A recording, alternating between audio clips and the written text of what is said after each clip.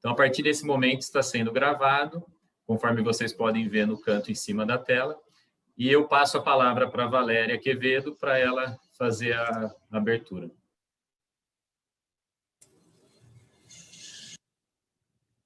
Pessoal, boa tarde, tudo bem? Sejam todos bem-vindos, né? O Alex falou meu nome, ele falou meu nome de solteira, Valéria Quevedo, mas sou Valéria Quevedo Gomes Altimari, né? Sou psicóloga clínica também, e eu queria só, nesse início, falar um pouquinho do projeto, né, e alguns agradecimentos. Então, eu queria contar, né, que eu, juntamente com mais 3 profissionais aqui da cidade, a gente criou o grupo Empreendendo a Família. É um grupo recente, novo, foi esse ano. A gente está iniciando ainda os estudos na área, né? E o objetivo do Empreendendo a Família é estudar e debater aprofundando o tema sobre família, sucessão familiar em empresas e a liderança, né? Eu não vou me estender muito, porque hoje é um dia especial, né, desse primeiro momento do filme, que a gente quer comentar, que é um tema amplo sobre família, né? Escolhemos esse filme justamente pelo tema, né? Então, eu queria muito agradecer a presença de vocês todos nesse dia. Foi uma satisfação muito grande a gente reunir tantas pessoas de forma virtual, né? A pandemia tem trazido essas pérolas, né? Essas coisas boas também, que a gente pode encontrar com as pessoas de forma virtual, né? Então, o número de inscritos foi grande e deu uma ideia do quanto as pessoas estão interessadas pelo tema, né? Nesse primeiro momento, eu queria agradecer a psicanalista, a Lia, a Raquel, por ter aceitado o nosso convite, né, propiciando uma tarde muito agradável, compartilhando as suas ideias conosco e trazendo uma riqueza para o nosso diálogo. Outra pessoa que eu gostaria muito de agradecer é a presença aqui do Hector Lizondo. O Hector, ele vai falar daqui a pouquinho sobre ele, mas eu queria dizer que ele é o fundador do Instituto Lizondo. Ele é um parceiro nosso nessa caminhada que a gente está iniciando. É uma pessoa que está dando bastante estímulo e apoio para o projeto para que ele saísse do papel, né? Então, eu não vou me estender mais, né? Vou dar a palavra para os meus colegas de projeto poderem falar um pouquinho antes da Regina e da Lia poderem falar sobre o filme. Então, eu vou passar a palavra para o Dr. Alfredo Menotti Colucci, né, que é um psicanalista, nosso parceiro aqui do projeto e idealizador. Ele é um amigo, uma pessoa extremamente humana, né, que realiza um trabalho psicanalítico profundo e muito reconhecido aqui no nosso estado e na nossa região. Então, é com você, Dr. Colucci, vou passar as palavras, tá bom? Muito obrigado, Valéria. Eu desejo boa tarde para todos. Realmente é um momento importante para nós estarmos aqui hoje, depois de termos feito todo um estudo e um preparo para que pudéssemos chegar nesse momento de hoje. Eu queria agradecer os participantes, todos os participantes presentes aqui, porque entendemos que a contribuição de cada um virá enriquecer o tema familiar e sucessão, que por si só é composto por inúmeras variáveis, além de estarmos inseridas em uma cultura que vai valorizar o presente. É um tema que a gente sabe como ele é complexo e eu penso que a troca de ideia é que vai enriquecer o nosso tema. Utilizamos o modelo da Escola F e dos estímulos do Instituto Lizondo, pois acreditamos que somente com trocas de ideias poderemos ampliar nossa compreensão desse tripé: empresa, família e sucessão. Em nossa experiência, acreditamos que o núcleo familiar deve ser objeto de uma atenção especial em função que seria a base na qual a empresa familiar está assentada. A individualidade de cada família impõe um olhar psicanalítico para as questões que dificultam ou possam vir a promover o processo de sucessão. Por esse motivo, começamos nossa jornada pelo estudo da família. São poucas palavras, mas eu acho que durante o desenvolvimento a gente vai ter a oportunidade de ir falando mais.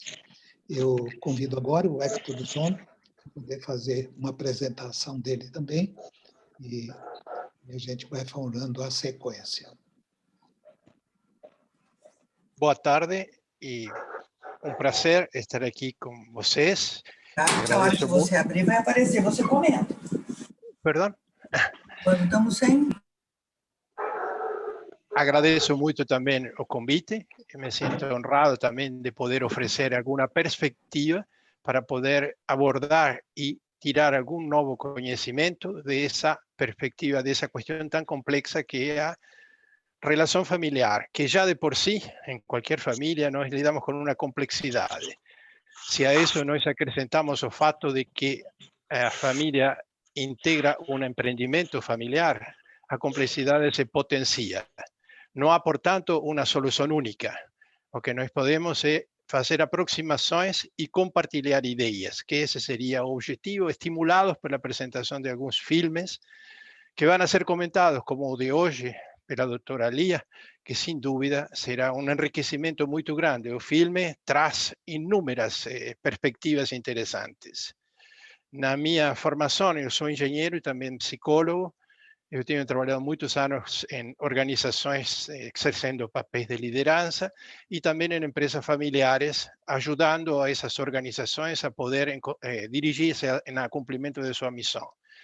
Nessa história, eu tenho me encontrado com o Dr. Colucci, com quem realizamos vários projetos juntos, em situações difíceis, em empresas familiares e com grandes satisfações, em termos de termos conseguido encontrar alguns rumos e algumas, digamos, algumas perspectivas que ajudaram a família a enxergar mais do que enxergavam e a se dar conta que normalmente os problemas que são colocados nos outros também estão dentro de cada um.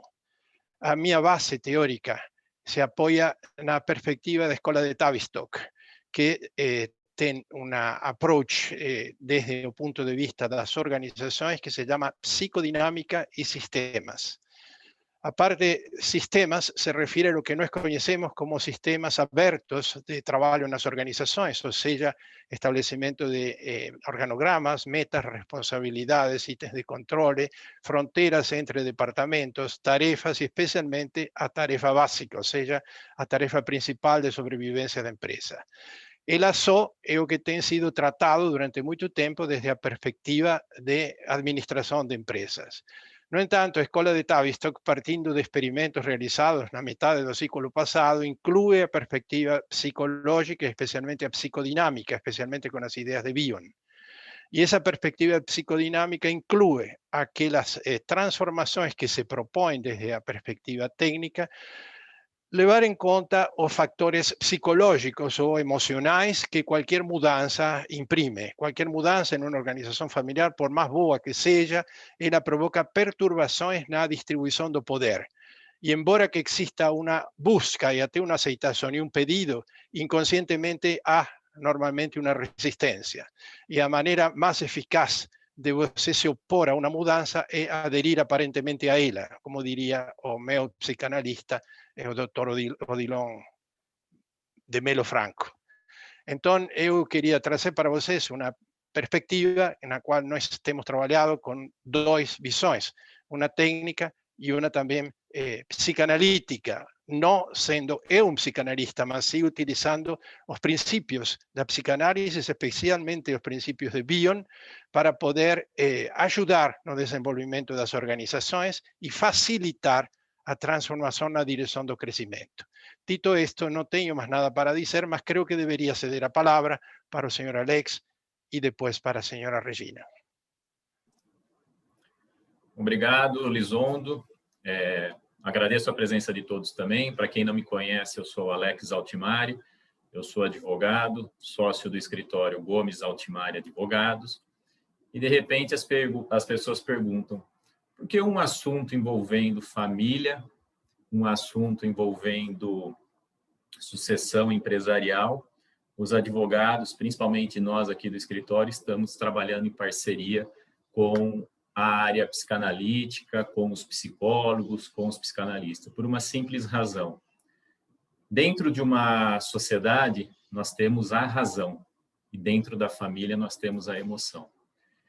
Aquela pessoa ou aquela família que pretende fazer o seu planejamento sucessório, ela não pode pensar só nos instrumentos jurídicos. Assim como os advogados, os contadores e todo mundo que trabalha nessa área não pode ficar restrito apenas à área jurídica, à área racional. Nós precisamos, sim, unir a emoção com a razão. E é por isso que nós contamos muito com a área psicanalítica. E aí veio a ideia de montar esse grupo, um grupo bem eclético, onde nós temos inúmeros profissionais, desde consultores, psicólogos, psicanalistas, enfim, para que a gente possa, junto, trocar algumas experiências. A experiência aqui do escritório nessa área nos mostra que a gente só teve sucesso nesse trabalho quando nós, profissionais do direito, utilizamos da sensibilidade, utilizamos da emoção no nosso dia a dia da razão. Sem a união desses dois fatores, fica muito difícil você ter um trabalho de sucesso. Nós tivemos, sim, em uma determinada família, o insucesso do trabalho, por conta de que a emoção falou mais forte e eles não se entenderam, apesar das nossas orientações, para que procurassem ajuda no lado emocional. Diante disso, e diante da importância do lado emocional e do lado racional para nós fazermos a sucessão familiar, principalmente em empresas familiares, é que nasce a ideia desse grupo. Eu fico muito feliz de ver que nós tivemos mais de 100 inscritos. Lamentavelmente, a sala permite só 100 participantes, e agora nós já estamos com 79 inscritos num sábado à tarde, às 17h17. É muito gostoso ver que a Lia move essa multidão, assim como o Hector Lizondo move essa multidão. Nós ficamos muito honrados, sem prejuízo, é claro, do nosso mestre, o Dr. Colucci, e a Regina e a Valéria. Gente, sintam-se em casa, e eu passo a palavra agora para a Regina. Muito obrigado a todos. É um estímulo muito importante para nós estarmos diante de tantos colegas que juntos têm interesse em se inteirar de questões que percorrem o momento da transição de uma empresa familiar entre a primeira e a segunda geração. Agradeço a presença da Lia Raquel, que generosamente aceitou o nosso convite para debater o filme conosco. Primeiramente, quero ler a sinopse do filme e levar alguns questionamentos e ideias para aquecer nosso debate. Então, a sinopse que nós fizemos, né? Hirosako Koreeda é um diretor de origem asiática, reconhecido no Japão pela sua capacidade de realizar filmes com características simples, marcantes e envolventes. Assunto de Família não é diferente. Traz um drama onde os questionamentos humanos são tratados com muita sensibilidade e comoção. Ao retratar uma família com poucos recursos e aparentemente feliz, ainda que cometam pequenos crimes para sobreviver, nos faz pensar sobre o amor, a continuidade da vida e suas contradições. Esse longo passa a ter expressão quando Osamu e seu filho Sota decidem abrigar e cuidar de uma garotinha. Após um incidente com as crianças, tudo passa a ser desvelado sobre a existência dos vínculos afetivos e muitos segredos que os uniam passam a ser descobertos. Gostaríamos de propor uma conversa permeando o que é uma família tradicional. O que é o certo e o que é errado? O que traz felicidade, o certo ou o errado? Esse filme seria uma sátira à família ou à sociedade tradicional, já que os vínculos entre eles não são consanguíneos? Por que Sota provocou o incidente que deu origem ao desmoronamento da família? Por que Sota, na última cena, se referiu ao Osamo como papai? Diferentes caminhos a percorrer diante de uma história tão instigante. Contamos com a sua contribuição para um diálogo fértil e enriquecedor. Agora passo a apresentar a Lia Raquel. Lia Raquel Colucci Scipio, membro efetivo, didata e docente da Sociedade Brasileira de Psicanálise de São Paulo.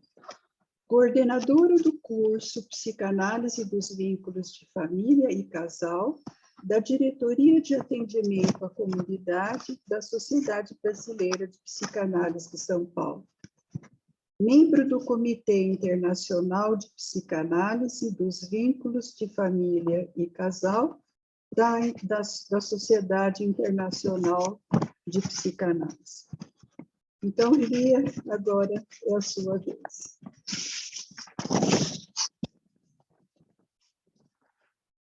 O som.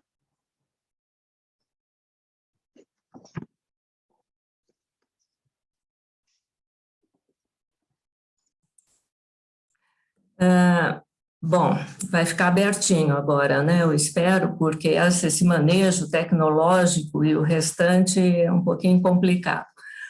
Bom, mas eu gostaria de agradecer o convite do Colucci, da Regina, do Alex, da Valéria Altimari. Estou muito contente de estar aqui, sinto um prazer enorme em conversarmos. Fiquei muito contente de ver várias colegas aqui com quem eu convivo em vários momentos, porque vão ajudar a dar opiniões a respeito desse filme complexo, né, mas muito interessante. Me sinto à vontade pelo Colucci, primeiro mestre na formação, me deu um conselho que eu utilizo até hoje e repasso, que eu escrevi algo e estava um pouco aflita para mostrar, e ele disse: o que a gente escreve, deixa na gaveta por um bom tempo, para ver se é isso mesmo que você quer dizer. Então, e comecei a aprender Freud com ele. Então, me sinto emocionada, grata e tendo um prazer muito grande em estar aqui. Também me sinto à vontade com o Hector, que eu estou acabando de conhecer, mas antes de estar aqui nesse encontro com vocês, eu estava ouvindo a Mary Morgan, que é do Comitê de Família, do Comitê Internacional da IPA de Família, COFAP, e ela é da Tavistock. E Bion, porque é uma linguagem que nos unifica, de certa forma, né? E você mencionou Bion. Então, bom, estou me sentindo acolhida e em casa, tá? Bom, há muitos anos eu tenho interesse por assuntos sobre família e estudo a psicodinâmica dos seus vínculos pelo vértice da psicanálise, justamente porque eu considero o núcleo familiar como sendo a organização mais fundamental e preciosa para o desenvolvimento psicoemocional do ser humano. Sabemos que o recém-nascido somente se humaniza devido ao vínculo com outro ser humano. Por meio da função materna e paterna, que o acolhe, o ampara e exerce as interdições necessárias e oportunas, é que tornam possível para a criança sua gradativa inserção no meio sociocultural e profissional. Cabe a cada família exercer essas funções resultantes da sua própria psicodinâmica vincular.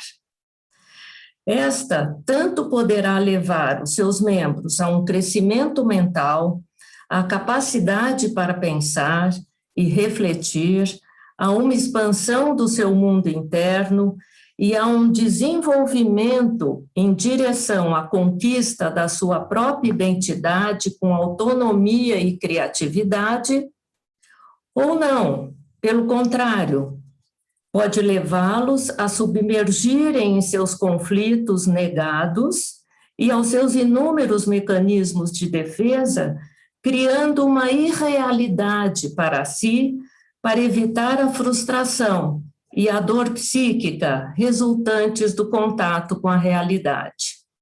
Seria uma evitação da vida como ela é. Colocadas essas ideias iniciais, podemos nos aproximar do filme Assunto de Família, dirigido pelo magnífico Hirokazu Koreeda, que também é produtor e roteirista, não sei se vocês viram, né? E foi premiado no Festival de Cannes em 2018. Ele tem um interesse especial e uma sensibilidade genial para assuntos de família, né? Ele também fez Pais e Filhos e fez alguns outros filmes que são bastante interessantes. Desde as primeiras cenas, nos deparamos com uma situação controversa que nos desperta diferentes sentimentos e uma desconfortável ambiguidade moral e emocional. Estão aí, portanto, os ingredientes necessários para favorecer um razoável acervo de opiniões diversas, debates por vértices diferentes, igualmente possíveis, prováveis trocas de ideias variadas, etc., prenunciando, certamente, uma agradável e rica conversa entre nós. Minhas colocações iniciais devem ser tomadas, aquelas primeiras que eu falei sobre família, né, apenas como um disparador, seria, assim, um aperitivo para o banquete que nos espera, pleno de questões e de diálogos instigantes.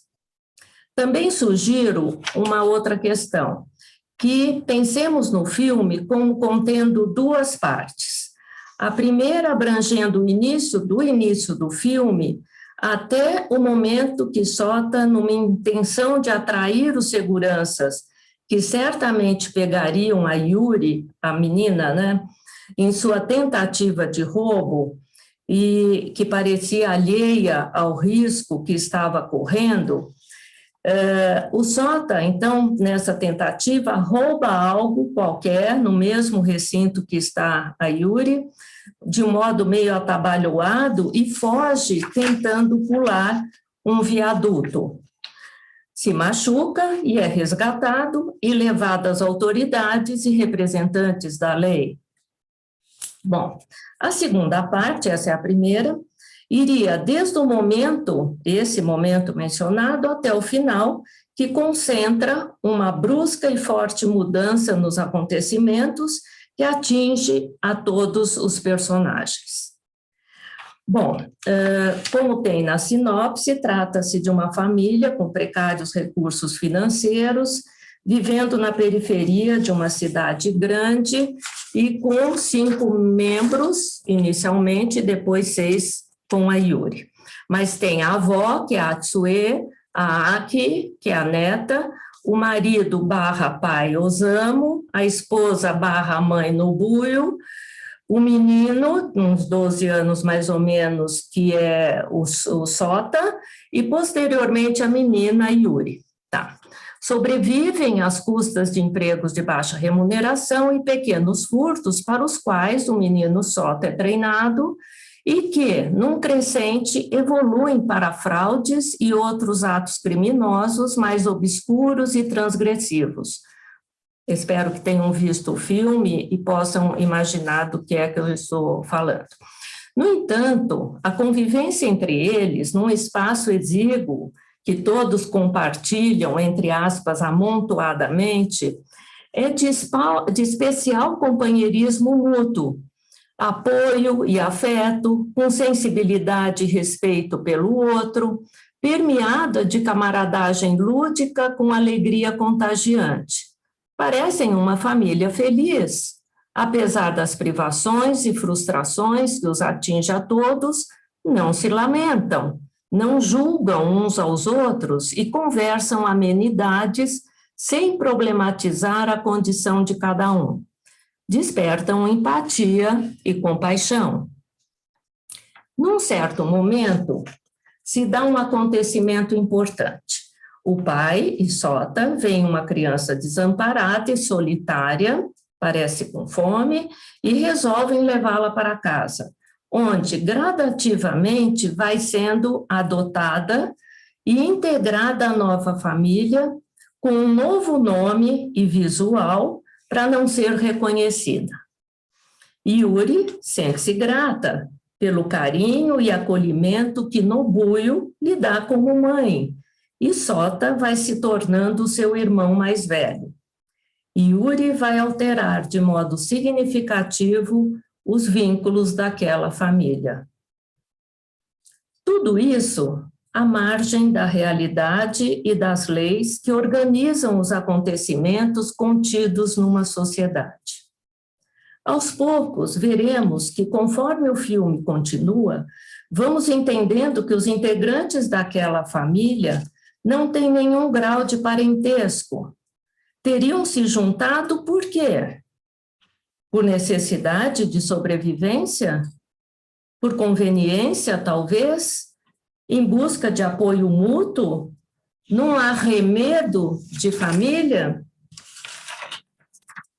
Seria um como ser também, entre aspas, embora o afeto que os unia pudesse ser ou parecer verdadeiro?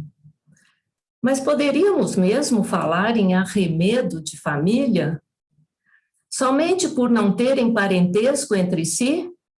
Quantas famílias não se organizam deste modo? Sem parentesco.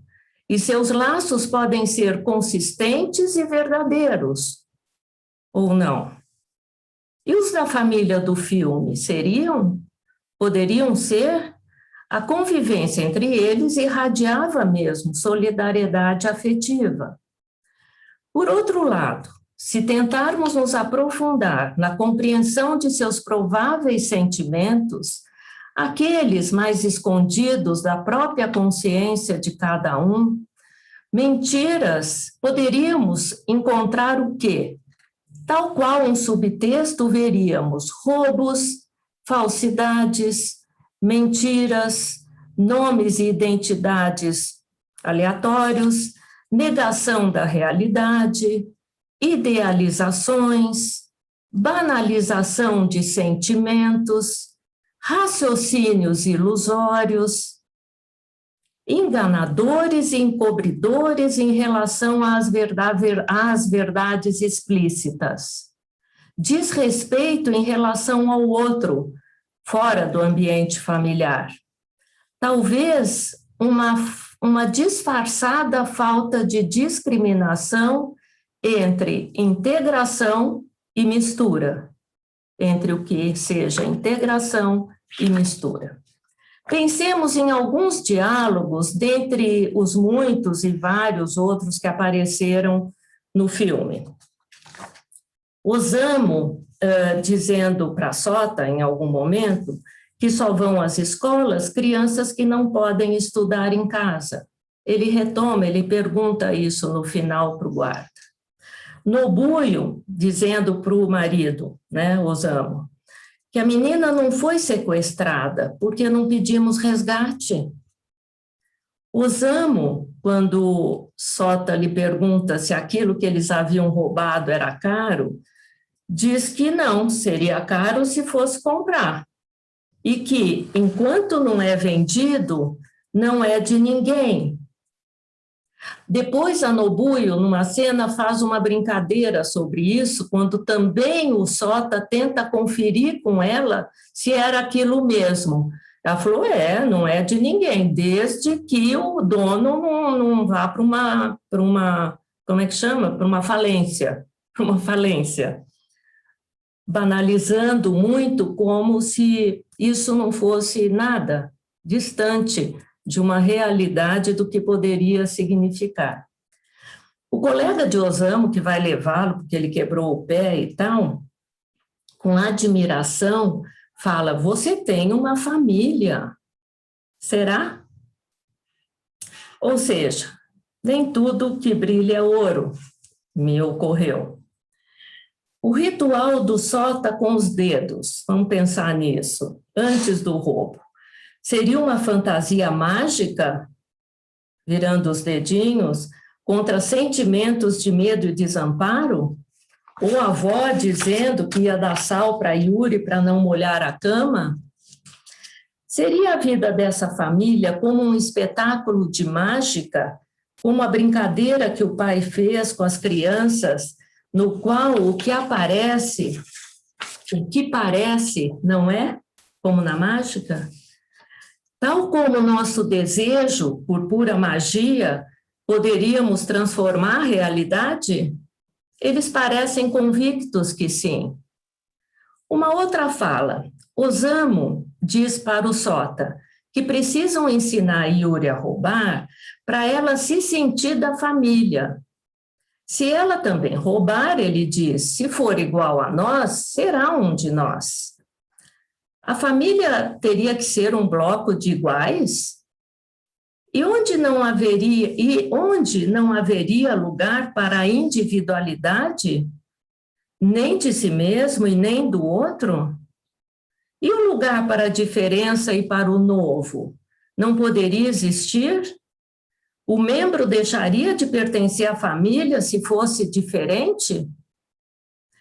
Pergunto-me se haverá afeto onde não se discrimina certo e errado, deixando o outro à deriva de si mesmo. A inexistência de julgamento / questionamento da avó, por exemplo, em relação à profissão da Aki, da neta, que parece uma prostituição, né? Não se tornaria negligência irresponsável? Nobuyo diz para Yuri: somos iguais pelas cicatrizes, que são feridas causadas pelas vivências doloridas de sermos rejeitadas, desamadas pelas próprias mães. Juntas, optaram por maquiar magicamente a falta que ambas sentiam. Nobuyo de ter uma filha e Yuri de ter realmente uma mãe provedora e amorosa. Ao roubarem as roupas para Yuri, a menina pergunta para Nobuyo: mas depois você não vai me bater? Nobuyo responde carinhosamente que não. Será que há afeto num vínculo onde não se discrimina novamente certo e errado? Penso que quando há uma maquiagem, todos podem olhar, mas não quer dizer que estejam de fato enxergando. Seria como poder ouvir, mas não estar escutando de verdade. Enxergar implica poder lidar com o que pode não ser agradável, mas que é necessário. Implica num outro modo de estar vinculado e presente, e envolvido com o outro. A solução buscada acabou sendo um pensamento onipotente, como aquele: se ama mais quando se escolhe a família. Osamu também queria ser chamado de pai, como se esse chamamento pudesse torná-lo, de fato, pai. Mas Sota não consegue chamá-lo assim. Estaria sentindo, de algum modo, ainda não consciente, que ter é diferente de ser? Este seria o eixo subjacente do filme? Mas outras falas poderiam ser mencionadas com o mesmo teor. Várias, né? E então começam outros acontecimentos também importantes, que disparam, no meu ponto de vista, uma transformação em Sota, inicialmente incipiente, mas que vai aos poucos adquirindo consistência psíquica. Um velho comerciante percebe a ação das crianças furtando pequenos itens da sua lojinha. A cena é discreta, quase banal, quando ele diz a Sota de forma amável, mas firme, olhando em seus olhos: diga à sua irmã para não fazer mais isso, e lhes dá alguns petiscos da sua loja. Penso que essa atitude do comerciante provoca em Sota um inesperado choque emocional, talvez mais forte e importante que o amor familiar que conhecia, mais significativo na constituição de seu ser, porque se relacionava com a sua consciência moral, com o respeito por si mesmo e pelo outro. O respeito que havia sentido do comerciante por ele, que alertava, mas não punia. Sota parece tomar contato com a sua culpa e seu arrependimento, e vai surgindo uma nova maneira de enxergar seus vínculos, as pessoas e o mundo que o cerca, inclusive o familiar, cuja tentativa de conversar sobre ter responsabilidade por seus atos fracassou. O vínculo fraterno também começa a tocá-lo. Do meu ponto de vista, a partir daí, Sota buscará a verdade sobre si mesmo e sobre o que o rodeia, como alicerce indispensável de saúde mental para assumir com responsabilidade seu lugar no mundo. E por mais dura que a realidade possa ser, buscando enfrentá-la, não se evadindo das dores naturais pela falta que todos nós sentimos, pela não realização de desejos pessoais com as suas consequentes frustrações. Penso que somente a busca da verdade, não a verdade absoluta, mas aquela que possibilita cada um a reconhecer-se de modo autêntico, genuíno, quanto aos seus próprios sentimentos, desejos e dificuldades, pode levar os membros de uma configuração familiar ao amadurecimento, de modo consistente, levá-los a uma real transformação, um tornar-se. E assim, com resiliência, poderá aceitar seu lugar na instituição familiar e, consequentemente, na sociedade, reconhecendo seus reais atributos, com os quais poderá contar para enfrentar diferentes tarefas. A verdade é para a mente o que o alimento é para o corpo. Muito bom a gente lembrar disso sempre que puder. Aí se inicia a segunda e última parte do filme. Sota parece começar a entender que pode existir uma outra realidade além da fake, construída pelos desejos e fantasias da sua família. Sota é pego propositadamente, como confessa Osamu posteriormente, como irmão mais velho, na intenção de proteger Yuri de entrar num mundo amoral e transgressivo, de modo precoce e inocentemente, que poderia estar definindo seu destino, no qual a inexistência da ética e moral a manteria cada vez mais escrava. Seria um ato de libertação de Sota? De disparar uma possibilidade de colocar tudo em pratos limpos? De fazer a vida que ele tinha e as pessoas que o habitavam terem a chance de tornarem-se pessoas de verdade? E não uma ficção de si mesmas no mundo irreal? Sota aponta o caminho para a busca de sentimentos verdadeiros de cada um, soterrados no inconsciente, escondidos na vergonha, no medo, na baixa autoestima, na agressividade, na violência. O final do filme explora a presença da lei, da penalidade e da justiça necessárias, com toda a verdade vindo à tona, as fraudes, o assassinato do marido da Nobuyo, os corpos enterrados na casa, o sequestro de Sota quando bebê, a profissão de Aki, que é a neta. Mas eu fiquei com uma certa inquietação.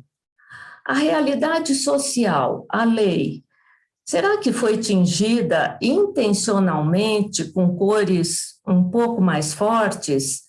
A lida com a verdade gerando atitudes quase rudes e quase insensíveis? Será? Por quê? E supus que poderia ter havido uma certa intenção sociopolítica de Koreeda de questionar como a realidade interna e externa é dolorosa de se tomar consciência, o que é fato algumas vezes, e também sabemos que a verdade nem sempre leva ao paraíso. A felicidade plena não existe. Por que não buscar uma saída própria, ao menos dessa classe menos favorecida? Será que ele pergunta se essa opção seria mesmo a melhor? Num mundo gerido pela injustiça social, com diferenças inaceitáveis de classes e que determinam o futuro precário de muitos, por que não negar essa realidade? Por que não fazemos nossas próprias leis? Afinal, a família em questão viveu um sonho enquanto puderam, foram felizes, tiveram uma família com afeto e alegria. Não seria melhor poucos momentos de carinho e proteção da falsa mãe do que muitos momentos de rejeição e abandono agressivo da mãe verdadeira? Talvez esse seja o caminho mais fácil e que muitos cedem a essa tentação, digamos. A plena realização de desejos, o foco no que é melhor para mim e o resto não me interessa. Mas a natureza humana de todos nós, igual em pobres e ricos, não alcança jamais a plena realização de seus desejos. Tem a incompletude como seu fundamento. Sobrevive de modo inerente com o conflito entre o bem e o mal que nos habitam. O mundo nem sempre é justo. E quem disse que precisava ser ou que deveria ser? E a realidade muitas vezes é adversa. Mas a escolha, que é livre para todos, a escolha pela prevalência da verdade, consigo mesmo e no vínculo com o outro, nos torna mais dignos de estarmos vivos. E dá sentido ao nosso existir, o que já é muito mais do que poderíamos esperar.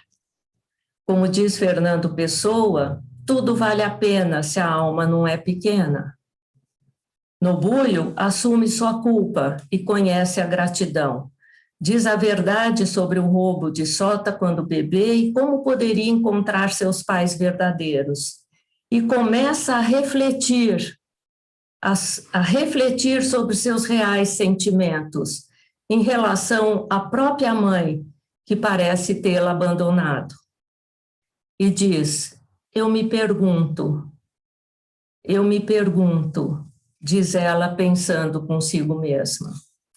Osamu, que pensava que somente podia ensinar a roubar porque era a única coisa que sabia fazer, descobre que, ao falar a verdade para Sota, a assumir a responsabilidade do que fazia, num diálogo realístico, que iam fugir abandonando ao Sota, torna-se de verdade pai. E Sota pode finalmente chamá-lo assim, papai.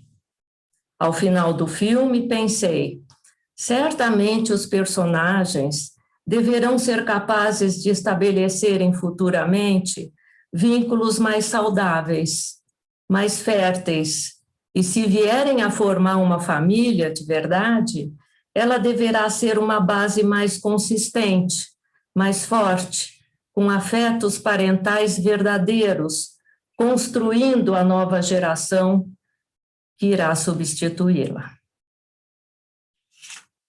foi isso que eu consegui pensar e conversar com vocês para me ajudarem a ver todos os vértices que aparecem nesse filme, que é muito interessante.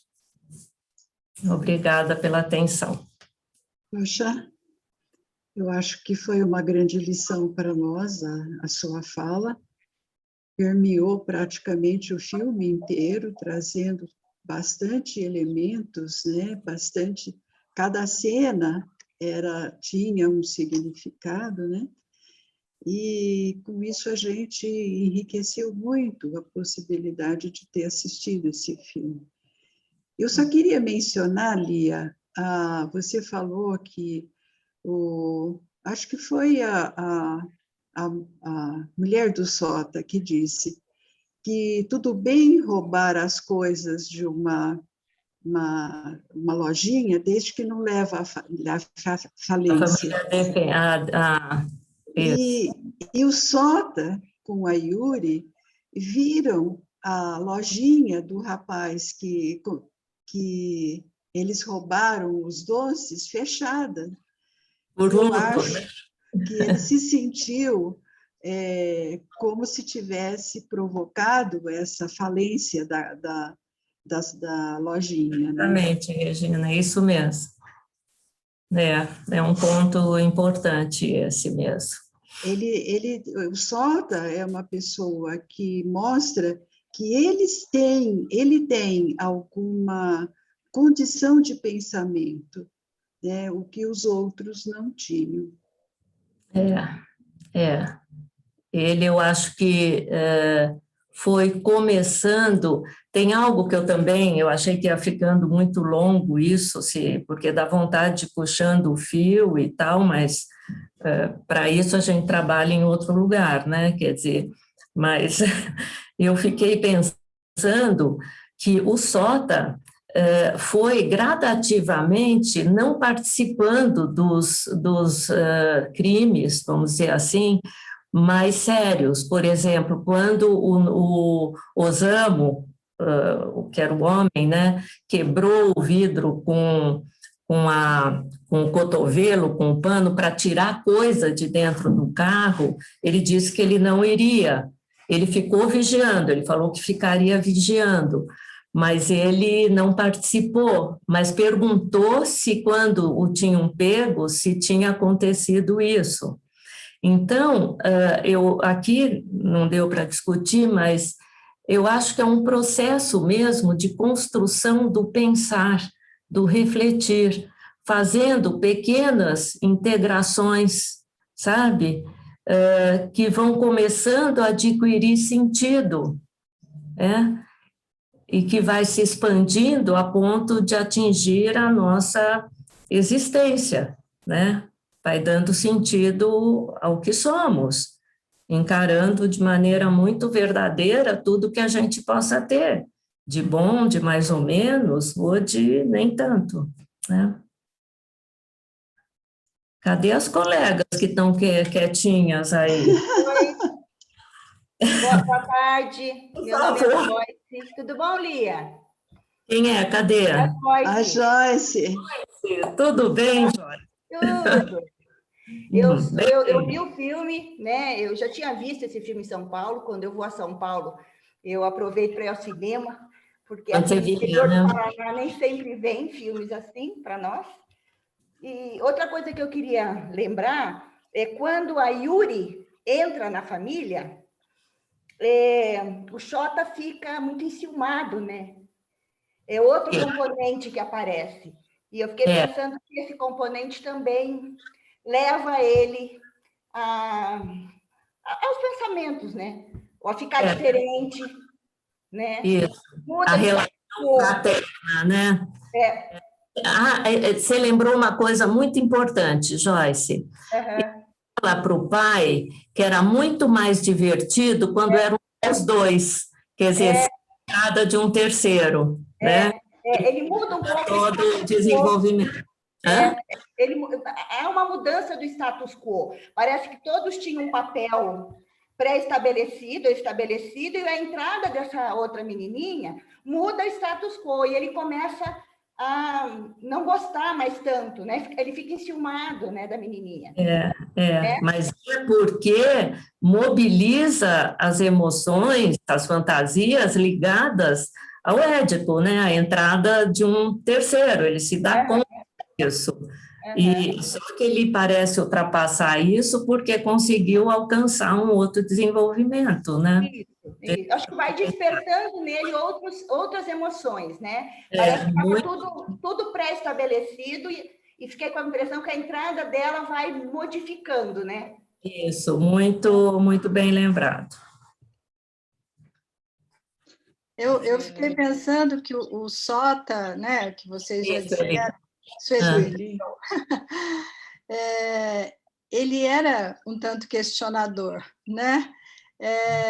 Ele, inclusive nessa situação do roubo aí do carro, o que mexeu muito com ele foi que ele disse, acho, eu não lembro dos nomes, né, o nome do pai, que ele pergunta, mas isso é de alguém, né? Porque na cabeça dele o que ele fazia não era roubo, porque não era de ninguém, era isso que tinha sido dito a ele. E naquela situação, ele ficou tão decepcionado, né? Quando ele percebeu que era de alguém, ele perguntou, e mesmo assim o pai se apropriou, né? Parece que ali alguma coisa se quebrou para ele, né? E ele saiu com uma carinha de...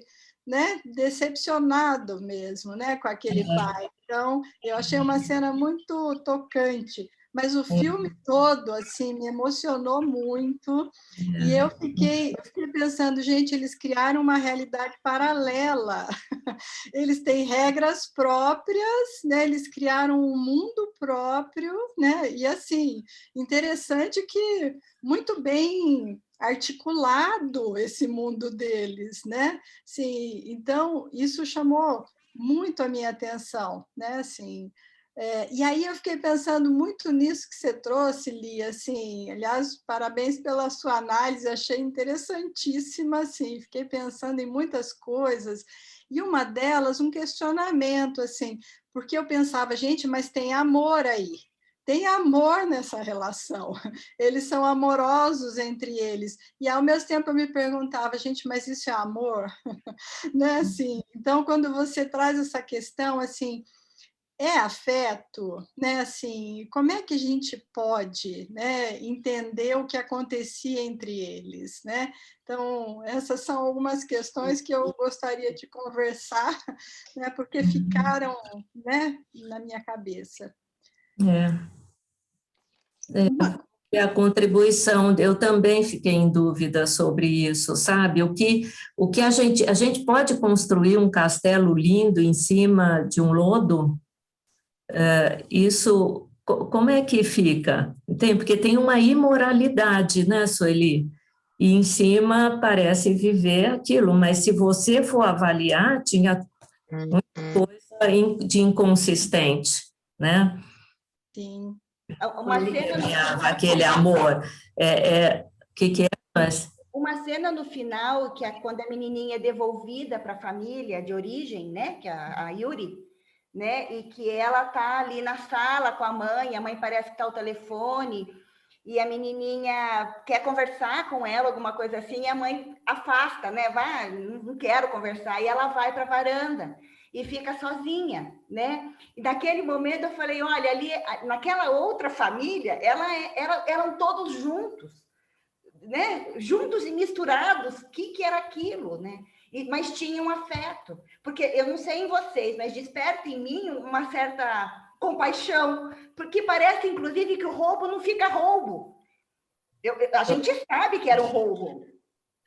Pois é, Joyce, mas pensa, o que você falou aí da menina, veja, eles tinham um código de fidelidade intrafamiliar. Isso era totalmente banido da consciência quando eles roubavam as outras pessoas, né? Então, como pode ser um afeto verdadeiro? Eles iam fugindo e deixando o Sota. Eles iam salvar a própria pele.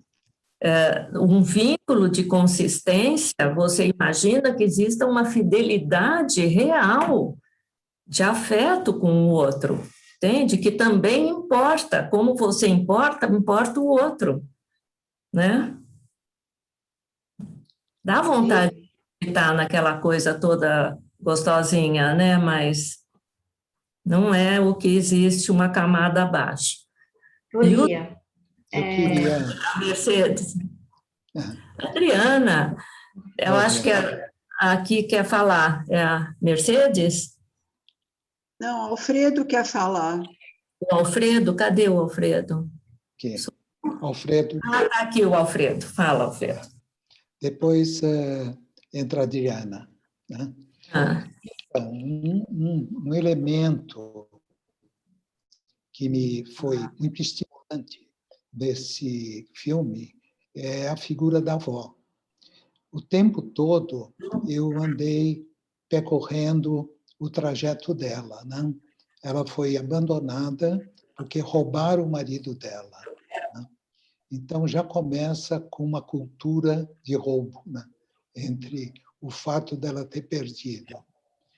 E é interessante que todo mês ela ia na casa dos filhos do ex-marido e lá tinha um Butsudan, que é uma capelinha onde ela tocava o sino 2 vezes. E era onde ela se purificava das maldades que ela estava podendo possuir, aquela herança que era um direito dela, mas não era um direito. Ela se sentia no sentido que teria uma necessidade de buscar esse dinheiro. Então, parece que aquela figura do patriarca, do chefe original que foi separado dessa família, ele permeou o tempo todo até o final, aonde até a morte dela. Quando ela morre, termina essa história. E a partir desse fato, esse patriarca ele pôde sustentar, deu sustentação também a essa família, porque era aposentadoria que ela ia buscar e também uns 30 mil ienes todo mês, quando ela ia no Butsudan, e lá fazia a purificação, batendo 2 vezes no sino. Então, acho que tem aí uma trajetória de 3 gerações também, né? Interessante nesse aspecto. Mas ela fazia parte dessa invenção, né, de realidade. Porque ela... É isso que eu fiquei pensando, Colucci, quer dizer, ela precisava de pessoas ali, realmente criar uma família, mas a neta era uma prostituta, né? E ela achava que tudo bem. Quer dizer, o que significa isso? Ser conivente, quase, porque tudo parecia que não podia quebrar a magia de que tudo ali era uma família, como se família tivesse que todo mundo se dar bem o tempo inteiro, ninguém fala nada para ninguém, ninguém se incomoda com ninguém, e o fogo comendo por baixo, entende? Com todos os sentimentos que são pertinentes a isso tudo. Aí seguia um subtexto que não combina com aquela... Parece assim, família margarina, desculpa, mas por fora bela viola, por dentro pão bolorento, sabe? Aquela... Isso. Eu vou pedir licença só um minutinho, antes da Adriana falar, e propor para vocês aqui uma dinâmica para nós podermos avançar de forma organizada e todo mundo falar. Eu não sei se o senhor Hector vai falar um pouquinho também, mas a minha sugestão é que a gente deixe aberto para quem quiser se manifestar. O senhor Hector vai falar ou não? Vai um pouquinho? Som. pode ser agora ou depois. Eu acho que talvez vocês melhor vá na sua dinâmica, Alex. E Então, oportunamente eu poderia colocar algumas coisas que estava pensando com respeito ao que a doutora Lia falou. Eu estava tentando fazer uma transposição de tudo isso que vimos no contexto da empresa. ótimo. Então, Nós temos falado muito da família e das relações e as emoções que permeiam essa situação. Mas de que maneira isto poderia ser visto desde a ótica da empresa? O que nos ensinaria? O que nos poderia dizer? Se você analisa, seria muito desejável que na empresa houvesse esse tipo de contacto e de relacionamento tão confiável entre um e outro, embora que se funda em um pacto que não é um pacto moral. Mas eu vou parar por aqui e deixar que você organize.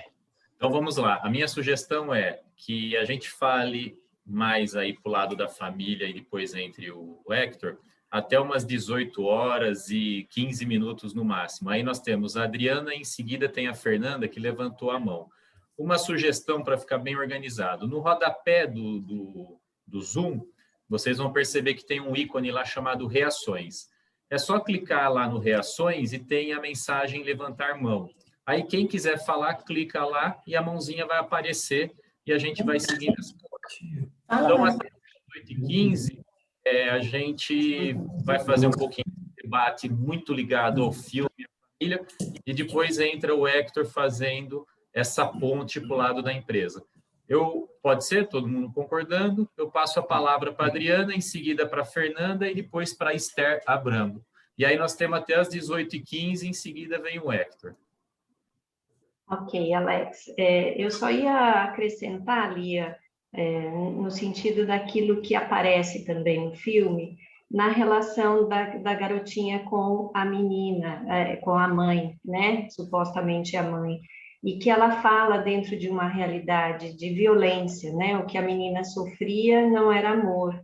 E que ela abraça a menina e coloca o quanto aquele gesto significava amor, porque a menina sofria algumas violências da própria mãe. Então, pensando um pouquinho em algo anterior até, falando desse contexto da contradição, né? O que significa o amor, né? Na relação familiar. Foi nesse sentido que eu queria colocar. Uhum. Sim. Posso entrar agora, Lia? Agora, não sei quem. Fernanda. Tá, eu posso falar agora. Então, eu estava pensando o que o Alex falou logo no começo, né, da apresentação, que é a questão da sucessão, da família, de poder lidar com a emoção, e que a família ela pressupõe mesmo um trabalho em grupo, né, um bom trabalho em grupo. E que o que eu entendo é que para a gente poder compor um grupo, as pessoas têm que de fato perceber o que está dentro, o que está fora, o que é o eu, quem é o outro, e poder distinguir o que a Lia falou entre ser e ter, né? E me parece que esse personagem, né, o Osamu, ele tem mesmo uma dificuldade muito grande de perceber quem é ele, quem é o outro, o que é dele, o que é do outro, e entre objetos e pessoas, porque me parece que quando ele pega tanto o Yuri como a Yuri como o Sota, ele pega como objetos. Então, eles estavam lá, eles estavam disponíveis, eles estavam... a menina na varanda e o menino dentro do carro, e ele se apropria do outro, né? Como se eles não pertencessem ou não fossem alguém. E eu concordo com a Lia quando ela fala que esse tipo de dinâmica acaba sendo muito perverso na construção da personalidade dessas pessoas e na constituição da família. E estava pensando mais nesse sentido também. Era só isso. Verdade. Obrigada, Fernanda.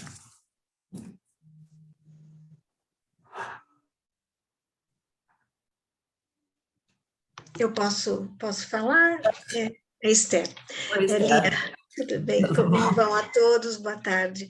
Desculpe, até eu entrei um pouquinho mais tarde, não sei se, né, eu não peguei desde o começo, mas, assim, é interessante, eu já também tinha assistido o filme, né, e assisti novamente, e é interessante que nos remete, né, a sentimentos muito contraditórios, assim, né, daquela família que cuida, né, ao mesmo tempo não, né, fiquei pensando, né, então, o que é o amor? Há afeto? Ali existe amor, né? Aí, então, a gente fica um pouco, às vezes fica até nebuloso, às vezes fica claro, né?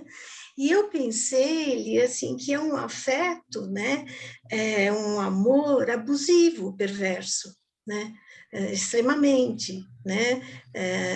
Eu não sei se já foi até falado isso, né? Desculpem se eu fui tão repetitiva, mas me remete, é um filme muito, né, arrebata a gente, nos arrebata, né, de muitas maneiras, né, e com sentimentos, assim, né, contraditórios, e no momento você sente aquela afeição ali, né, em outros aquela repulsa, né, mas assim, uma perversão, né, um abuso o tempo todo, né, então até crimes, né,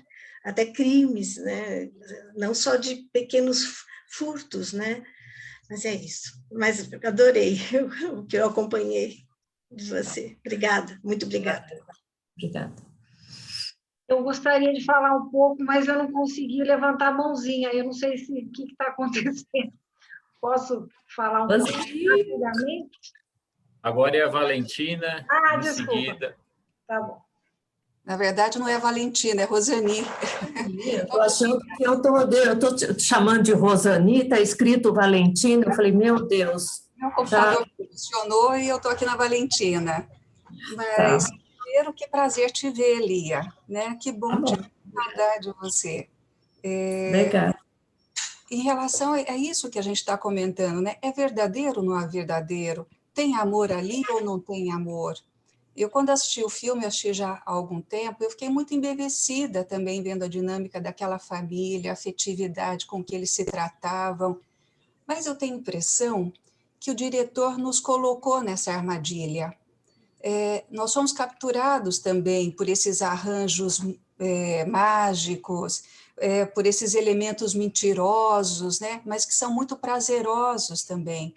Então, a gente parece que nos faz acreditar que é bom aquilo que é só um cenário.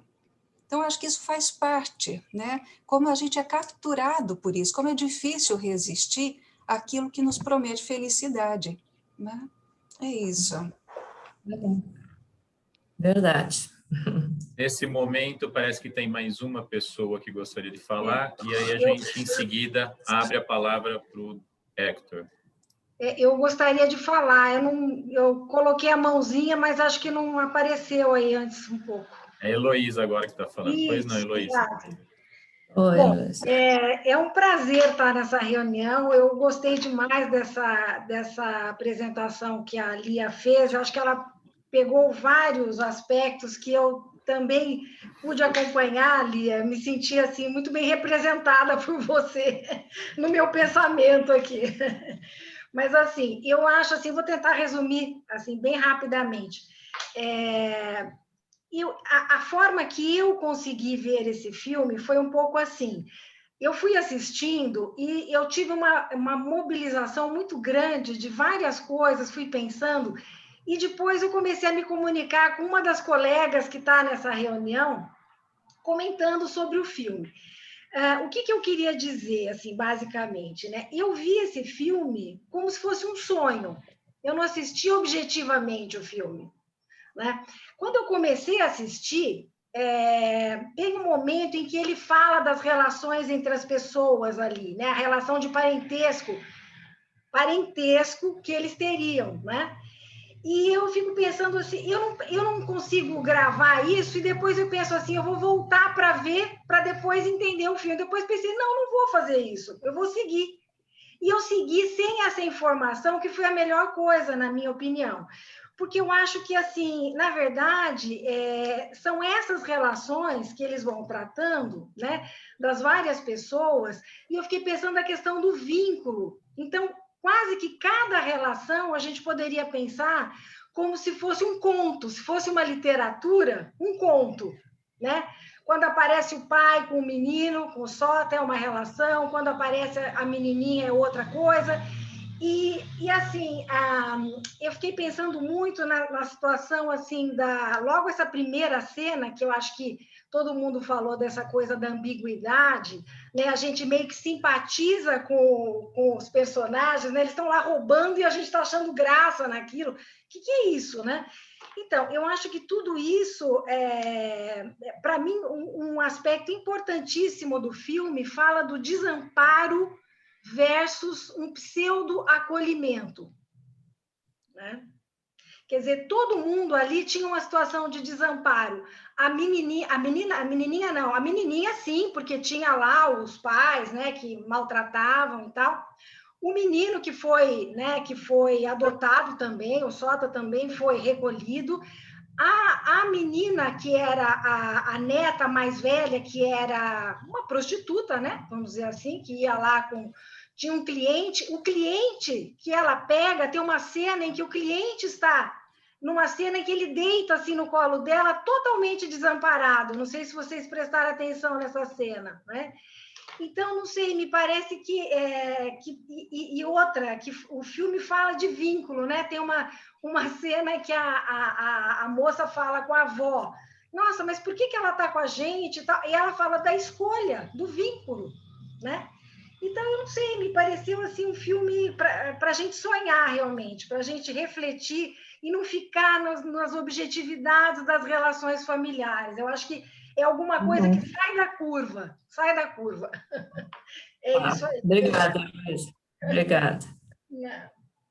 Agora, eu não sei se tem alguém mais para falar, Alex, eu queria só colocar uma questãozinha, que eu pensei em vários momentos na proposição desse encontro, entende? Quer dizer, eu, infelizmente, não sei ainda nada a respeito do processo aí de sucessão em família. Nunca cheguei a pensar por esse vértice. Inclusive, estou muito curiosa para ouvir o Hector, porque talvez ele consiga fazer um link entre o que nós trabalhamos e fazemos e tal, e o que vocês estão pondo de pé aí, tendo uma intenção de trabalhar. A única coisa que para mim fez sentido é assim, que continuaria a predominar a importância da verdade, sabe? Que se a família em questão não puder acessar por meio de alguma ajuda, que talvez seja o método aí que o Hector vai expor um pouco, uma realidade de sentimentos, porque eles costumam ficar um pouco mascarados, sabe, para a família caminhar, mas numa hora que tem que se decidir, tomar decisões aí que vão interferir no conjunto de todos, né, eu acho que é muito importante ter a verdade como lema, sabe, uma verdade que precisa ser buscada de maneira oportuna, assim, adequada, mas que seria um processo dessa revelação, sabe, de sentimentos que permeiam família, ciúmes, competitividade, vergonha, inibição, que não é? E que então precisaria ser visto. Foi o ponto que eu entendi, porque a verdade, sabe, resolve muita coisa, né? Então, achei que poderia servir para ir, mas não mais. Gostaria muito de ouvir o Hector, tá? Lia, perfeito. Nós vamos passar a palavra para o Hector. Eu acho que também depois, se o doutor Alfredo... Oi, pois não. Eu queria falar só uma palavra. Para mim, uma coisa muito importante é que naquela relação não existia ódio. E quando não existe ódio, é porque a relação não é verdadeira. Eu acho que uma relação só é verdadeira quando existe amor e ódio. Isso. Só isso que eu queria falar. O bem e o mal, né, Regina? Bem lembrado. Que é a natureza humana, né? Sim. Quem corta o pedaço que não gosta, que não quer, né? Tá bom, bem lembrado, Regina. Agora nós vamos ouvir o Hector, depois o Dr. Colucci poderia falar algumas palavras, acho que é muito importante, e aí a gente abre daí, eu acho que para as considerações de outros colegas que queiram contribuir com esse momento. Hector, a palavra está com você. Alex, quanto tempo você acha que eu posso falar? A minha vontade é ficar te ouvindo até as 10 horas da noite. Ainda você não me conhece, talvez se canse muito antes. Mas quanto tempo baseado respeitando a dinâmica do grupo? Eu acho que está gostoso. A gente poderia pensar uns 20 minutos, 15 minutos para o senhor, mais o Dr. Colucci um pouquinho, acho que é gostoso. Tá bom. Bom, eu vou começar dizendo de que há, en esta questão, há perspectivas, ¿no? En essa questão, há vértices de los quais nós podemos ver o filme. Eu estou maravilhado com a exposição da doutora Lia.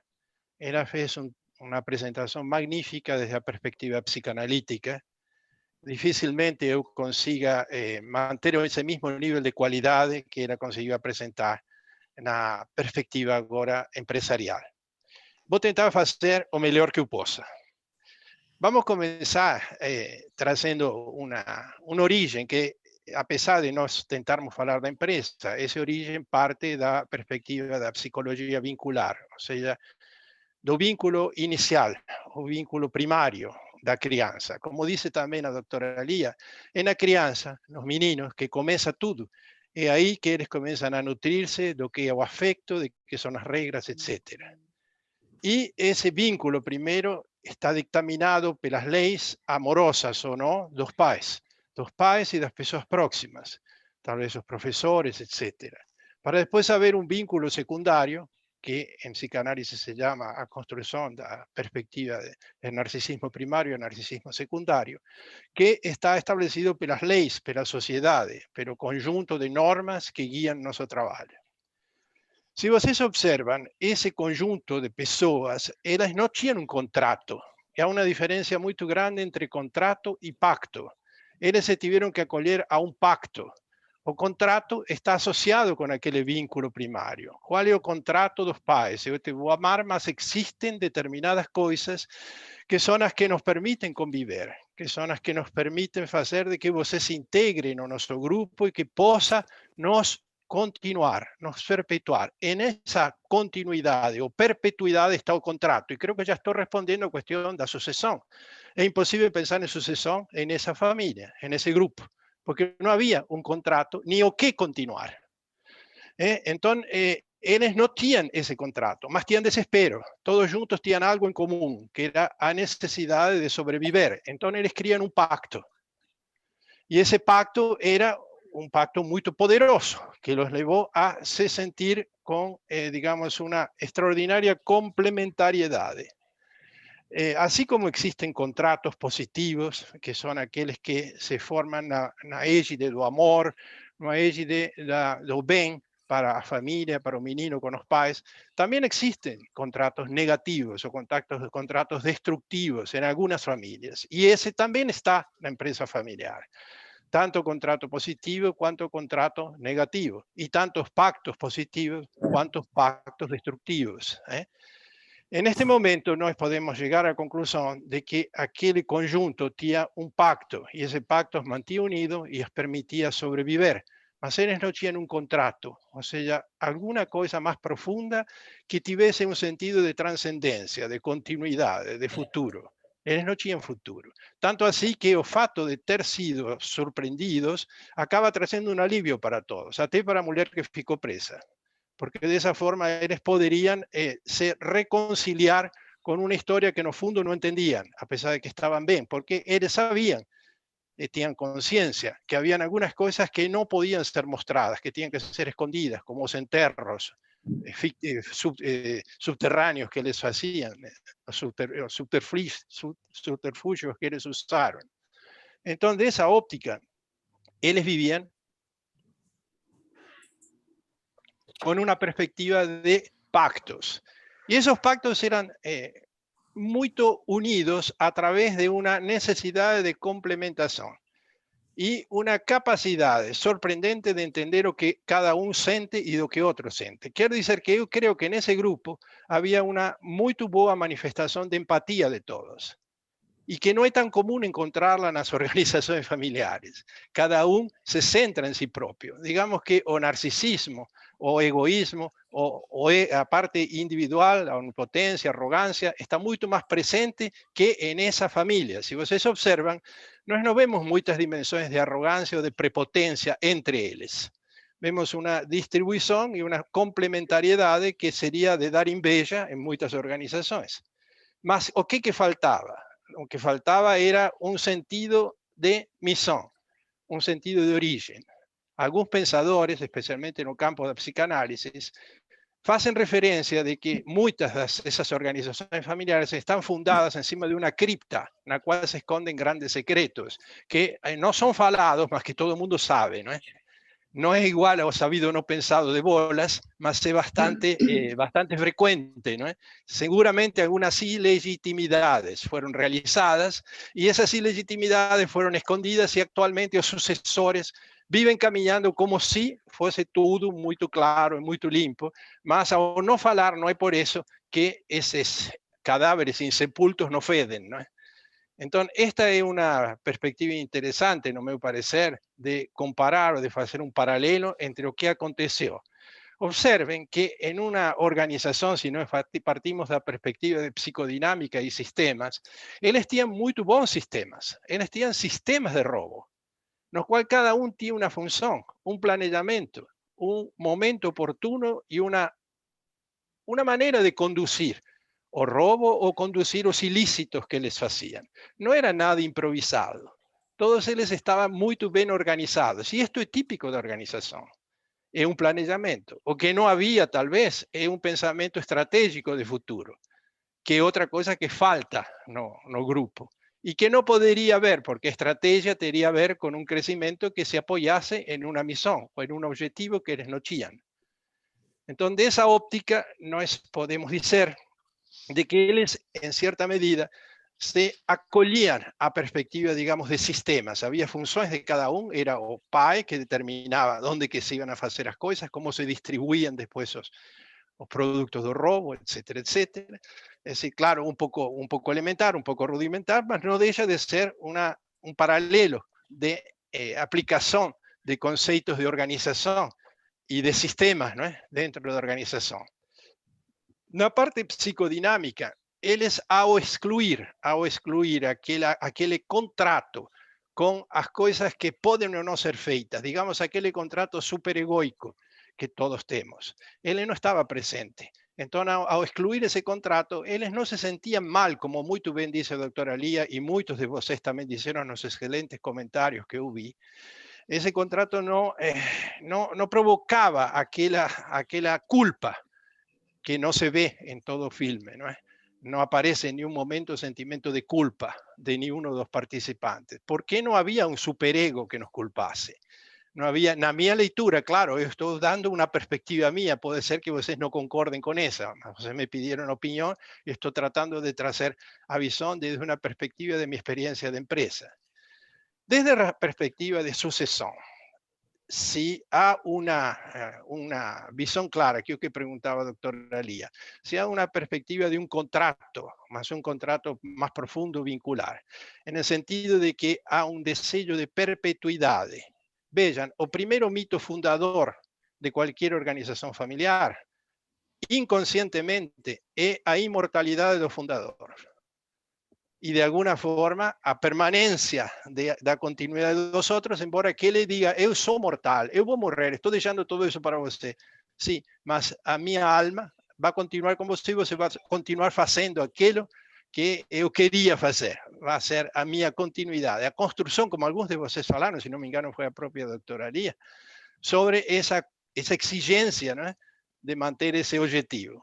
Aqui não havia tal coisa, não é? Agora, vamos em frente. Qual que é esa perspectiva. ¿Y qué tipo de contrato existe? Existen contratos perversos.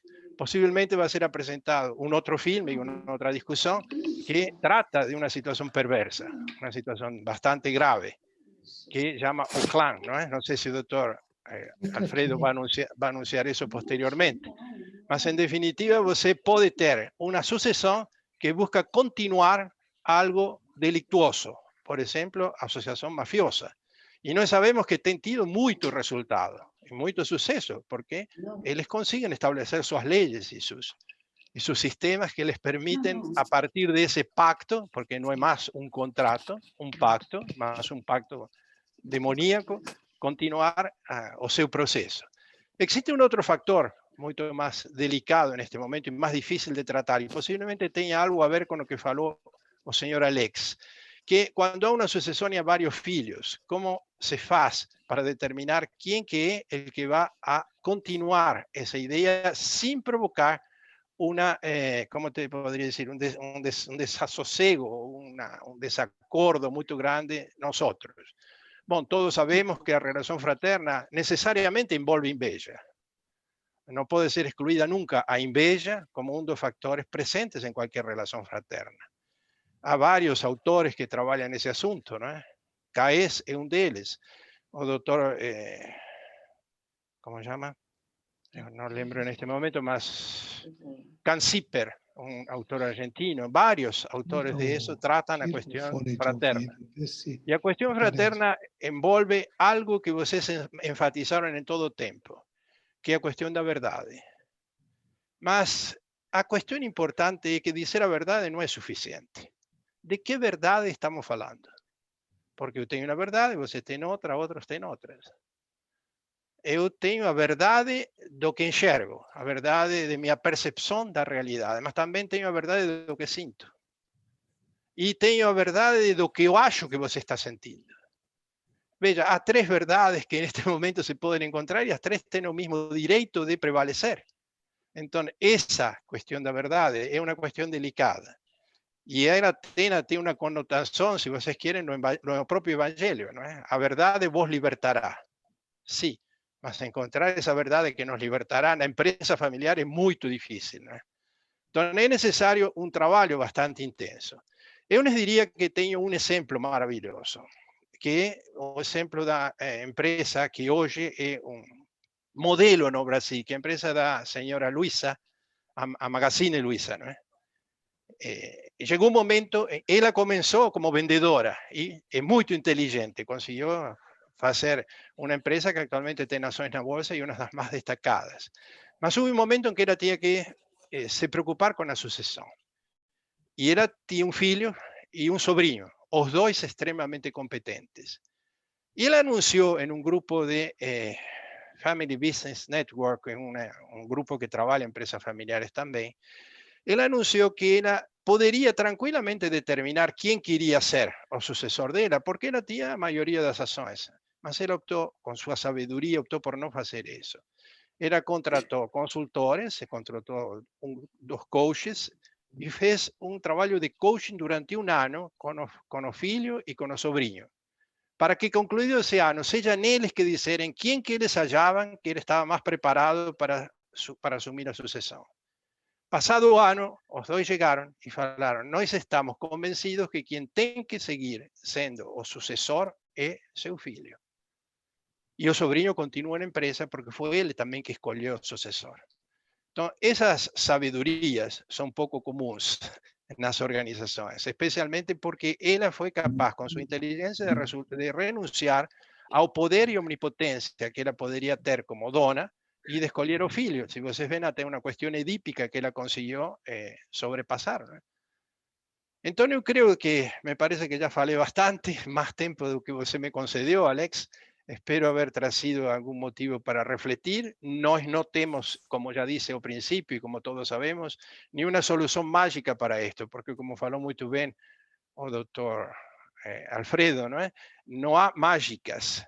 Así una posibilidad de pensar, así una posibilidad de refletir, así un compromiso con la empatía, especialmente con el sufrimiento, porque empresa familiar es um recinto de profundo sofrimento sempre. Não conheço uma até hoje que não exista o sofrimento.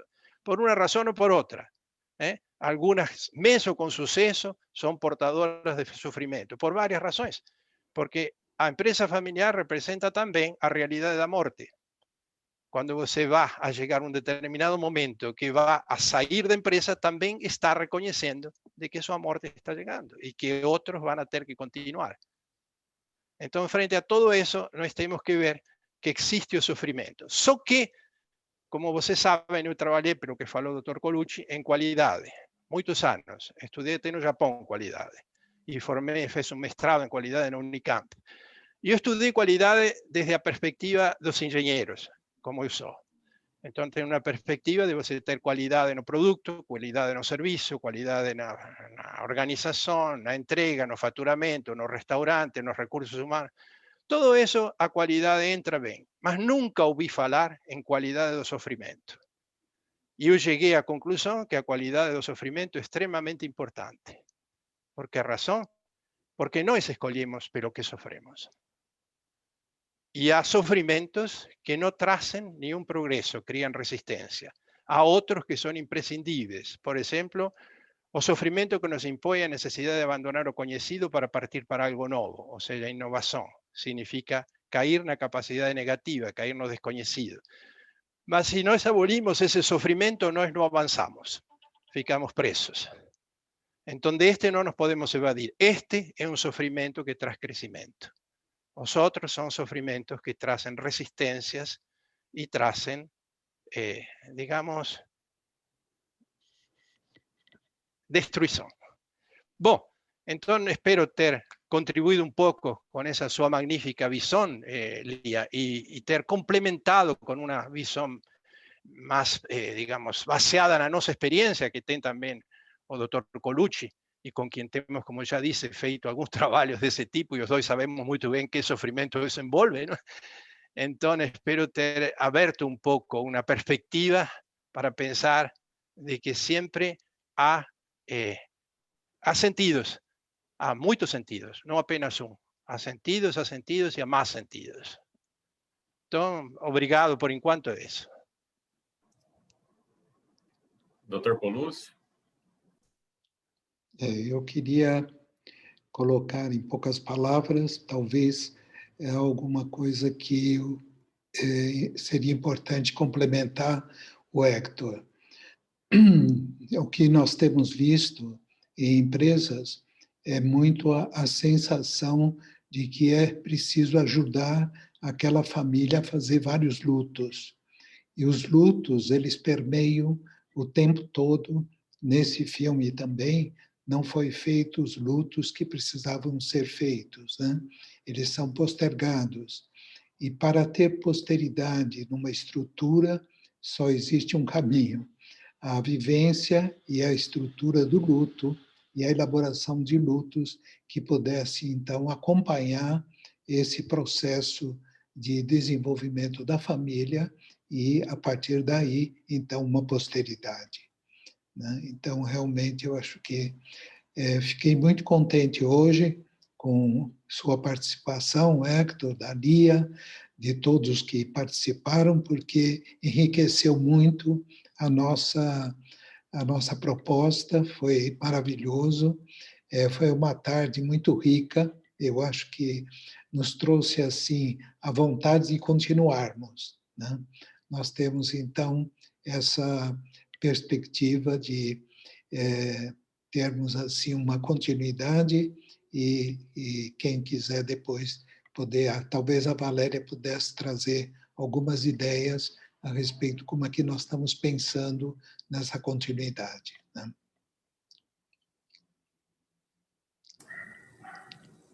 Vou falar um pouquinho sobre o grupo, né?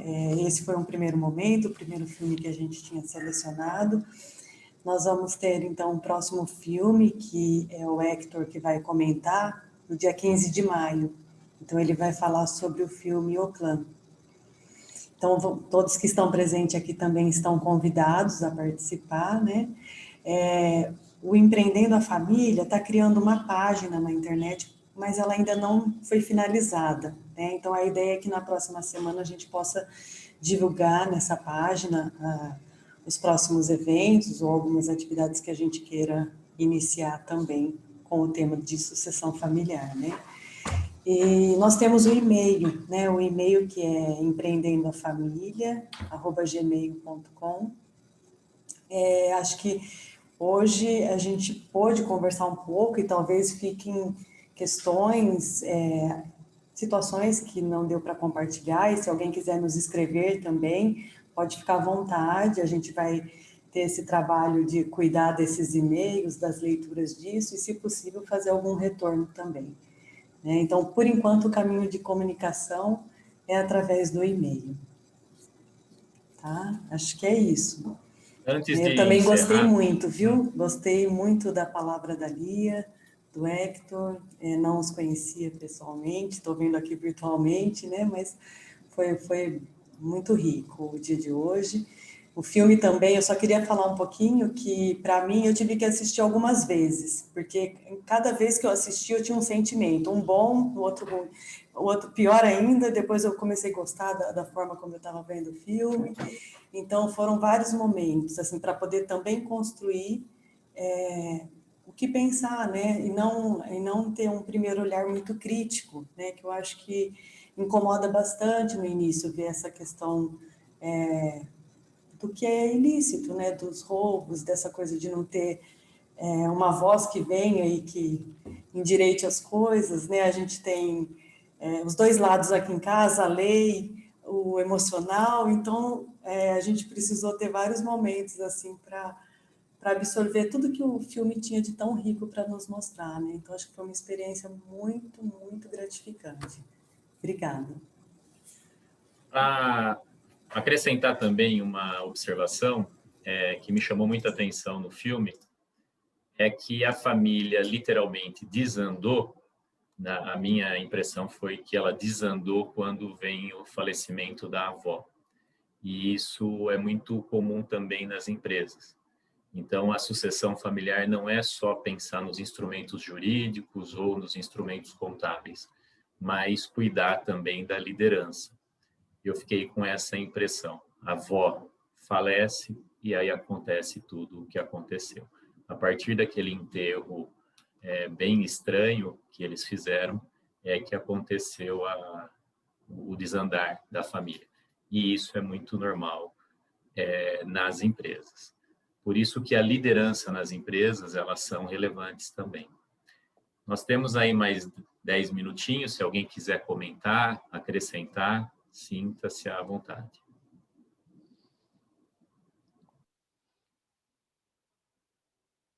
Lia, por favor, ativa o seu microfone. Sim. Eu gostaria de agradecer esse convite mais uma vez, mas eu acho que é mais uma manifestação da minha admiração pelo trabalho que vocês estão querendo pôr de pé, se já não está, porque me pareceu, do que eu pude entender mais ou menos do que o Hector falou, não porque você não tivesse sido bastante claro, mas porque envolve um referencial que é psicanalítico, mas que não sei qual o setting aí que permite que seja usado isso. É como caminhar assim no fio da navalha, porque ninguém vai fazer psicanálise assim com foco, porque não é diretivo. Por outro lado, demanda uma certa sensibilidade, vamos dizer assim, para aquilo que vai além do manifesto, além do explícito, né? Então, achei de uma empreitada de muita especificidade, que vai exigir do grupo, provavelmente, muito, né? Mas que estão de parabéns, porque eu acho que é um trabalho necessário, né? As empresas realmente vivem um momento difícil quando há justamente isso que o Colucci falou, uma ausência, né, uma morte, alguém sai, alguma coisa assim, e o restante tem que se reorganizar para continuar tocando em frente, né? E aí a herança nem sempre é uma herança bem-vinda, né? Quer dizer, nos tempos de hoje, inclusive, que se tem, assim, tantas mudanças num tempo muito veloz, da nossa geração, me coloco com o Colucci, com a Regina, talvez com o Hector também, mas, assim, a tecnologia nos faz sentir desatualizados em muito pouco tempo e com razão, né? Com razão. O meu neto vem me explicar como é que eu mexo com esse computador, para ele não me engolir, entende? Porque às vezes ele tenta, de verdade. Então, eu vou dizer o quê? Que eu sei, que eu deixo? Não, eu fico pedindo ajuda e tal. Então, a inovação, a capacidade de se reinventar, de captar mais para onde está indo o mundo e tal, fica na mão dos jovens. Daí eu acho a necessidade desses jovens terem uma cabecinha, uma mente, aonde a verdade, vou voltar a isso, Hector, porque ele falou que há várias verdades, não é uma verdade absoluta, mas é assim, aquela busca que cada um faz para ser o mais próximo possível do que ele de verdade é, entende? É ser autêntico, é ser genuíno, porque realmente tem os segredos da família, tem as heranças nocivas, tem os vínculos que ficam um pouquinho desconhecidos dentro da própria família. Então, eu fiquei, assim, muito admirada e convencida que vocês são muito fortes e estão realmente tentando aí arcar, abrir um caminho, além do que o Hector já falou que trabalhou e que tem e tal, mas esse novo instituto que vocês têm muito sucesso e que eu fico realmente, vocês têm a minha admiração pela empreitada que vocês estão se dispondo a enfrentar, sabe? Toda a minha admiração, sabe? Por isso, né? Então, era isso que eu queria dizer. Além de que foi muito gratificante para mim ver que colegas se dispuseram a vir, a dar um apoio. Eu não costumo comentar filmes, esse, aliás, foi o primeiro e único que eu aceitei em função da Regina e do Colucci, que eu tenho um apreço muito grande, mas nem sabia como é que também eu iria dar conta disso. Então, me senti muito em casa, muito bem acolhida, e isso eu agradeço muito a todos, tá?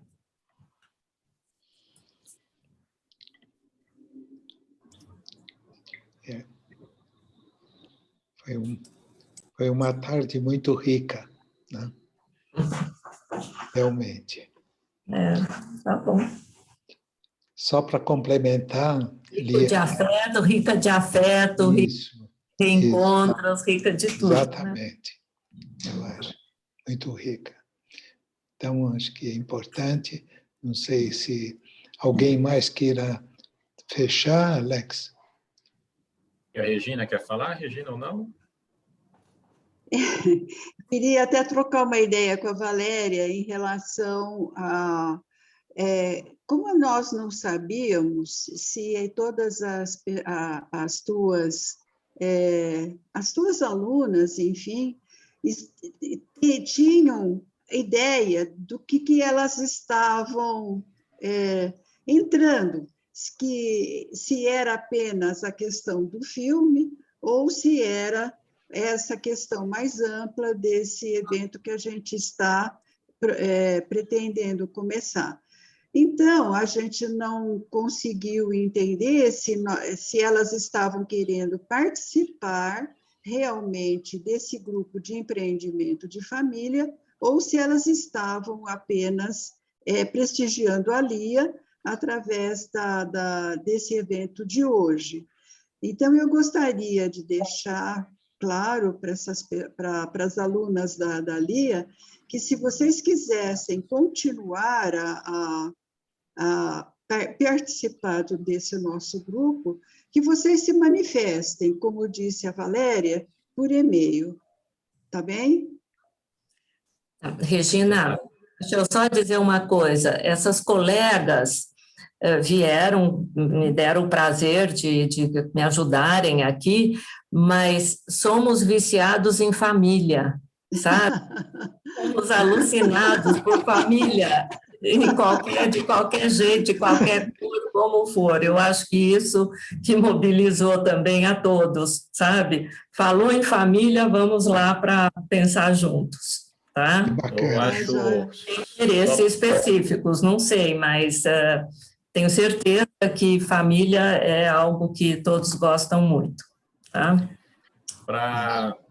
Eu vou complementar aqui, já finalizando, o que a Lia falou é muito interessante. Quando a gente fala em família, será que nós devemos confundir empresa com família? Será que os colegas de trabalho são nossos irmãos como nossos irmãos de família? Por que eu falo isso? Muitas empresas tratam como se fosse a empresa uma extensão da casa dela, da família dela. E utiliza da seguinte expressão: você faz parte da família da empresa tal, você se fosse um irmão. Eu estou trazendo isso porque nós não temos como responder hoje, mas provavelmente o Hector vai nos ajudar no dia 15 de maio, no próximo evento, porque para nós que somos mais racionais, advogados, por exemplo, a gente enxerga uma diferença muito grande. Família, família. E não necessariamente uma empresa precisa ser a extensão da família. Por quê? Na empresa, a gente precisa entregar metas. E na família, a gente não tem que entregar metas. Numa empresa, eu tenho que enxergar pelo lado racional e não emocional. E na minha casa, eu enxergo muito mais, talvez, pelo lado emocional. Numa empresa, eu tenho, sendo sócio dela, eu tenho que colocar algum determinado chapéu em determinada situação. Então, eu coloco o chapéu de sócio quando eu estou diante da posição de sócio. Eu coloco o chapéu de gestor quando eu estou na posição de gestora, na busca de redução de custos. E eu coloco o chapéu de executor quando eu estou lá executando. Então, esse vício na família que a Lia falou é interessante e vai nos ajudar muito. Por quê? Porque nem todos os empresários, nem todas as famílias empresárias têm a percepção do que vem a ser realmente a família e o que vem a ser a empresa e acaba se confundindo. O Hector foi muito feliz no exemplo que ele trouxe, e se nós formos olhar para os grandes grupos empresariais ao redor do mundo e do Brasil, é muito sério a sucessão familiar dentro da empresa. Por que não também nas empresas que não têm capital aberto ou nas pequenas e médias empresas?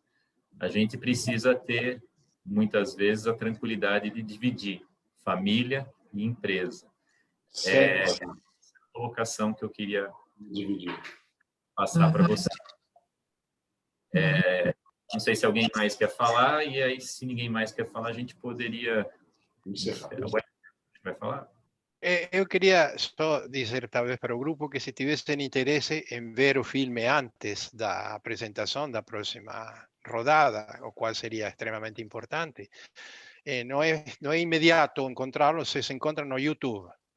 Y creo de que tiene un precio, un custo, que es el custo de YouTube. ¿No? Más vale a pena ver, es un filme bastante, como les podría decir, bastante trágico. Como é que chama? Tempo, eu não... Como é que chama? O filme se llama O Clan. O Clan? O Clan, El Clan, en español. El Clan. Es una situación verídica, vou adiantar para vocês, aconteceu logo depois do governo militar na Argentina. Quando acabou o governo militar, entrou o período da democracia. Durante o governo militar haviam sequestros. y esos secuestros eran organizados por personas, no caso una familia. Cuando acabó el gobierno militar, esa familia se sintió desamparada do control, do suporte que tienen, do acolhimento nos militares, y decidieron hacer los secuestros por conta propia. Entonces ahí ustedes van a ver todo lo que acontece cuando una familia se transforma en emprendedora de sequestros. Sequestros. Exatamente. Eu queria falar também que esse filme, porque se nós colocamos no YouTube o Clã, vem várias outras coisas. Eu queria que o Hector explicasse um pouco mais como que a gente pode distinguir o filme que você está selecionando. Bom, se vocês de alguma forma me transferem a possibilidade de compartilhar aqui, eu acho que tenho uma... Eu creio que eu tenho aqui só um minutinho. Imagem? Sim, uma imagem que vai ajudar. Deixa eu ver aqui, creio que não é aqui. Hector, está autorizado o compartilhamento. Ok, deixa eu ver um minutinho.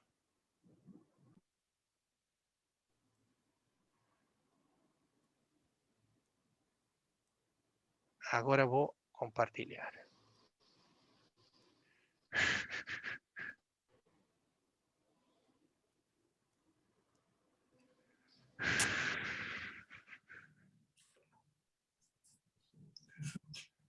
Esse é o filme. Ah, o Clã, não é o Clã, Saul, é o Clã. O clã de família. As famílias se agrupam em clãs. Sim. Y esa es toda familia, todos son integrantes de ese trato, ¿no? de esa alianza perversa, ¿no? Ya que estamos hablando de alianza. Segredos, pelo visto. ¿Cómo? Aliados nesses segredos, pelo visto. Son secretos, pero es una alianza perversa, ¿no? Mas ustedes van a ver la relación entre pais y filhos, entre pai y os filhos, entre marido y mujer, a relación entre los irmãos, es extremadamente importante, mas o más importante de todo, que es un filme que relata textualmente lo que realmente aconteció. No es ni una, como les diría, no tiene ni una acomodación, no es tipo Hollywood, en el cual você ve las cosas que Hollywood te quiere dar para que tenga más interés. Fue un filme real lo que aconteció. No es fácil de ver, ¿vio? Mas vale la pena. ¿Ok? Okay. ¿Será que eu posso mandar isso para você? O Alex, o Alfredo? Mando essa imagem? Eu tenho a imagem. Ah, você já tem? Já tenho. Então não preciso mandar? Não.